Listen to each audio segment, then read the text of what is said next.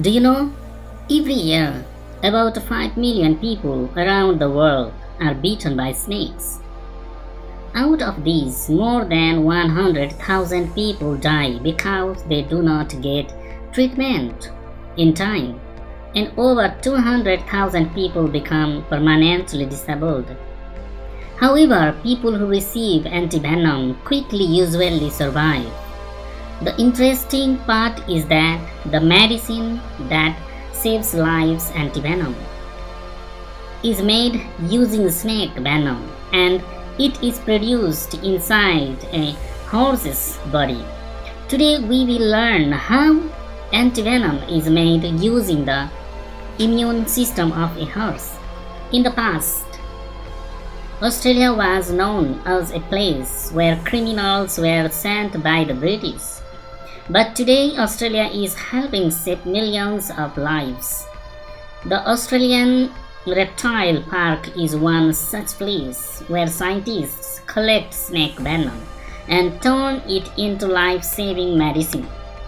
Australia is now one of the leading countries in producing antivenom, but this work is very dangerous. Snake handlers risk their lives every day to collect venom. Every drop of venom is very important because it takes venom from about 15 snakes to make a small bottle, about 10 milliliters of antivenom. After collecting venom, returning the snake to its habitat is one of the most dangerous moments.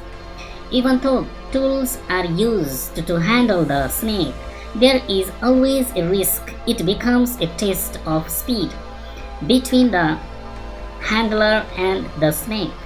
Even experienced handlers feel both mental and physical pressure during this work.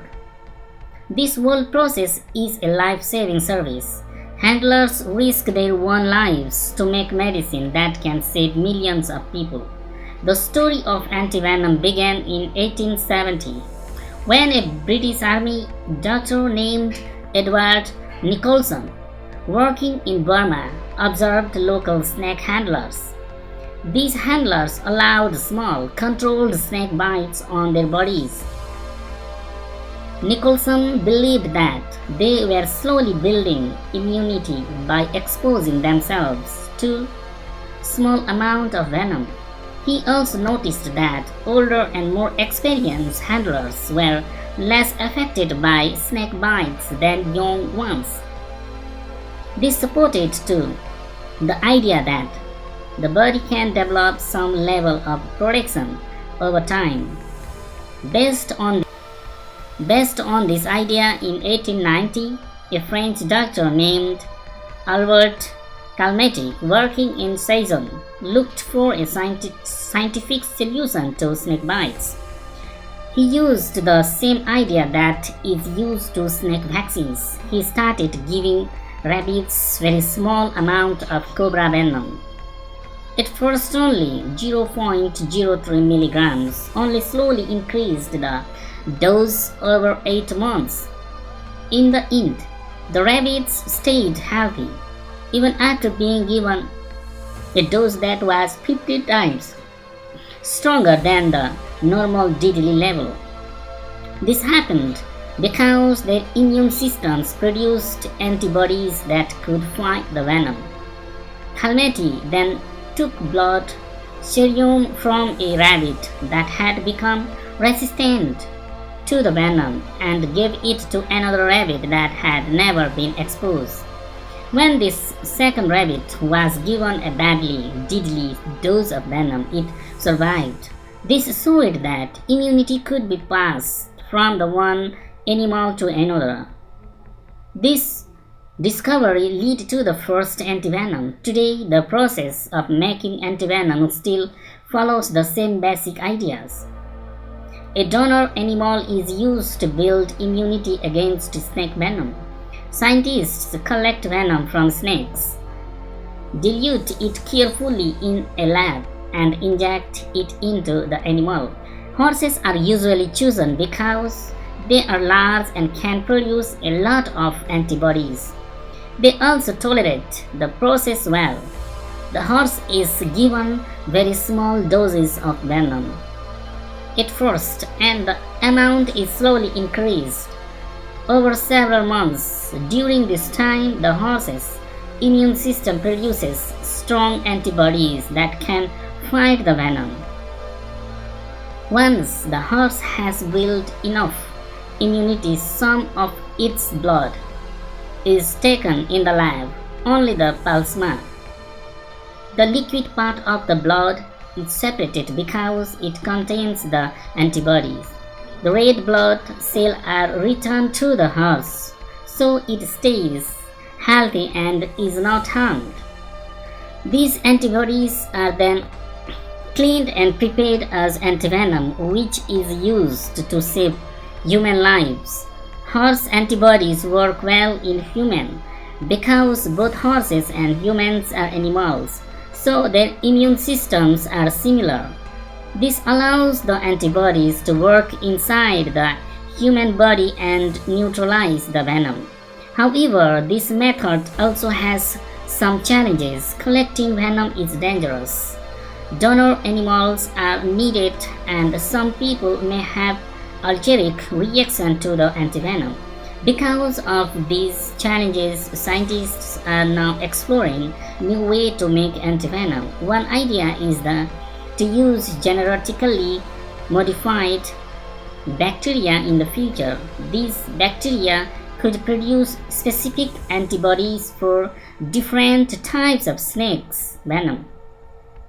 However, for now, horses are still very important. Their large size and strong immune system make them essential for producing life-saving antivenom.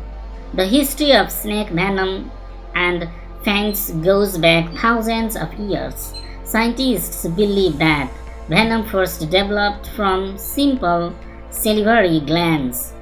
The main purpose of venom is not to protect the snake, but to help it catch and digest its prey. Each type of snake has venom that is specially adapted to the animals it eats. For example, snakes that hunt rats may have different venom from snakes that hunt lizards. The strength and effect of venom depend on the snake's genes. In the early stages of evolution, snakes used their back teeth to move prey into their mouths. Even today, about two-thirds of snake species still have rear fangs. This is because the venom gland is located behind the snake's eyes, and the shortest path for venom is toward the back of the mouth. Over time, snakes evolved to become better hunters. Their fangs slowly moved to the front of the mouth. This allowed them to bite quickly and inject venom more effectively. At first, these fangs were simple sharp teeth with venom flowing along the outside. Later, some snakes developed small grooves in their fangs to control the flow of venom.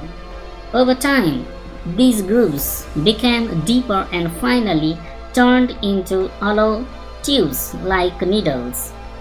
This change allowed snakes to inject venom directly into their prey just like a syringe. Today, only about 14% of snake species have these hollow needle-like fangs. But interestingly, most of the dangerous snakes in Australia have this advanced fangs structure, which is one reason why they are so deadly. To make sure there is enough venom for antivenom production, an Australian reptile park uses a special method called selective breeding. In this process, the most venomous and strong snakes are bred together. The goal is to produce snakes that can give more venom than wild snakes. These specially bred snakes are sometimes called super snakes.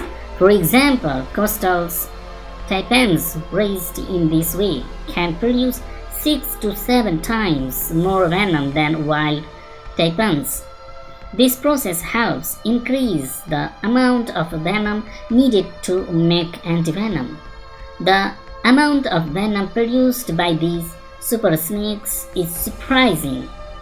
Experts say these snakes produce more venom because it is collected from them regularly.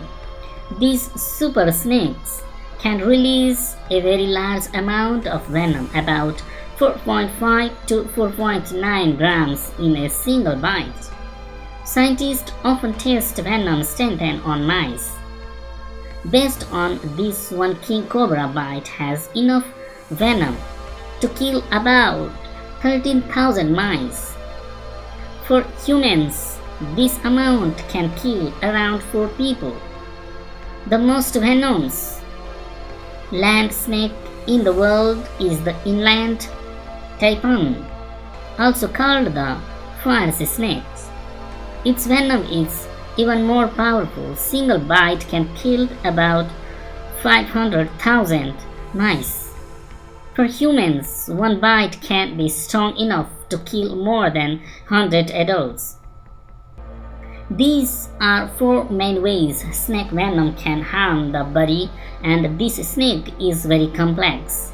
The danger of a snake bite is not just about how strong the venom is. It also depends on the type of animal. For example, cobras usually hunt small animals like rats, but some animals like the honey badger are almost resistant to cobra venom. Humans are highly affected by snake venom because of our biological similarity to animals like rats. Humans and rats share many similarities in body systems such as blood, clotting, and the nervous system. Snake venom targets these systems. Snake venom can contain more than 200 different compounds, mostly proteins. These can affect the human body in our main ways. Neurotoxic venom, it damages the brain and nervous system. It blocks signals between nerves and muscles, which can cause paralysis and tough breathing. Hemotoxic venom, it affects the blood. It stops normal clotting, causes heavy bleeding, and can lead to organ failure. Cytotoxic venom, it destroys cells and tissues. It can cause sores, swelling, skin damage, and even loss of body parts. Myotoxic venom, it damages muscles, broken muscles, release harmful substances into the blood, which can damage the kidneys and cause death. Most snakes have a mix of this type of venom. This makes treatment very difficult because doctors must fight many toxins at the same time. Antivenom is not just medicine. It is a result of science, risk, and human effort. It saves many lives every year. However, there are still problems with its availability, quality, and access in many parts of the world. The work of snake handlers, the strength of horses, and scientific research all come together to make this life-saving medicine. But there are still challenges even today. Many people die from snake bites because they cannot get treatment in time. Some problems in current antivenom production include the danger of collecting venom, the limited number of donor animals, and possible allergic reactions in patients. Because of this, scientists are trying to develop safer and cheaper methods, such as using genetically modified bacteria to produce antivenom.